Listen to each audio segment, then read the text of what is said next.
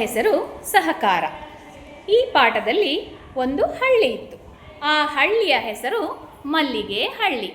ಮಲ್ಲಿಗೆ ಹಳ್ಳಿಯಲ್ಲಿ ಒಂದು ಕೋಳಿ ತನ್ನ ಎಲ್ಲ ಮರಿಗಳ ಜೊತೆ ವಾಸವಾಗಿತ್ತು.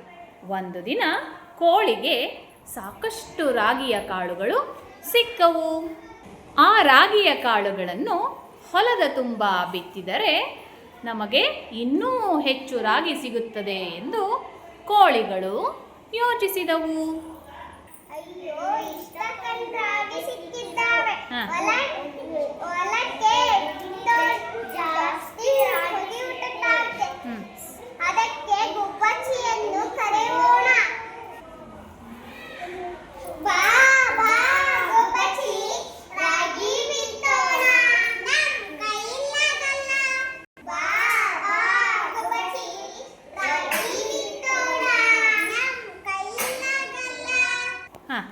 ಅಯ್ಯೋ, ಬಾ ಬಾ ಪರಿವಾರ, ರಾಗಿ ಬಿತ್ತೋಣ.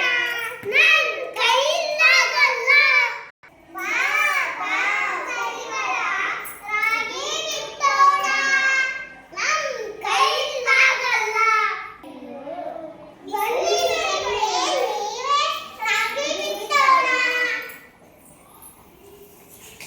ಎಲ್ಲ ಮರಿಗಳು ರಾಗಿಯನ್ನು ಬಿತ್ತಲು ಪ್ರಾರಂಭಿಸಿದವು. ಕೋಳಿ ತನ್ನ ಮರಿಗಳೊಂದಿಗೆ ರಾಗಿಯನ್ನು ಹೊಲದಲ್ಲಿ ಬಿತ್ತಿ ಮನೆಗೆ ವಾಪಸ್ ಬಂದಿತು.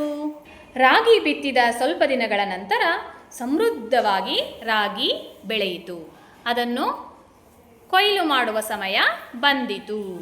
ಆಗ ಕೋಳಿಯು ರಾಗಿಯನ್ನು ಕೊಯ್ಯಲು ಬೇರೆಯವರ ಸಹಾಯ ಕೇಳಲು ಹೊರಟಿತು.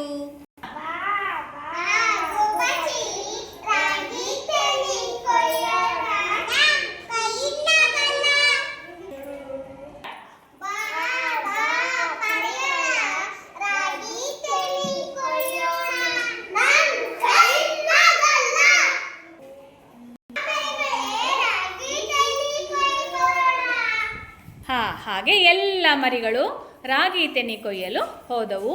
ರಾಗಿ ತೆನೆಯನ್ನು ಕೊಯ್ದು ಅವುಗಳನ್ನು ಹೊತ್ತು ತಂದು ಒಂದು ಕಡೆ ಸಂಗ್ರಹ ಮಾಡಿದವು.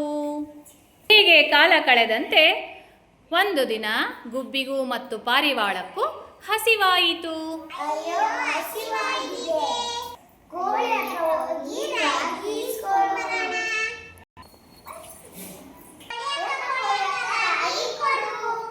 ನೀವು ರಾಗಿ ಬಿತ್ತಕ್ಕೂ ಬರ್ಲಿಲ್ಲ, ರಾಗಿ ತೆನೆ ಕೊಯ್ಯಕ್ಕೂ ಬರ್ಲಿಲ್ಲ. ನಿಮಗೆ ಯಾಕೆ ಕೊಡ್ಬೇಕು?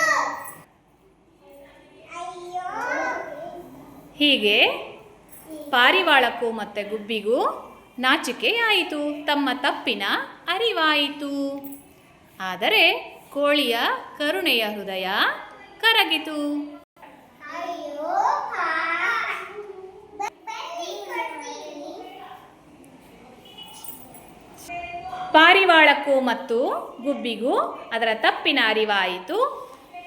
ಹಾಗಾಗಿ ಎಲ್ಲರೂ ಕೂಡ ಒಬ್ಬರಿಗೊಬ್ಬರು ಸಹಕಾರ ಮಾಡಿದರೆ ಜೀವನ ಎಂಬುದನ್ನು ಕೋಳಿಗಳೆಲ್ಲ ಮತ್ತು ಪಾರಿವಾಳಗಳು, ಗುಬ್ಬಿಗಳು ತಿಳಿದವು.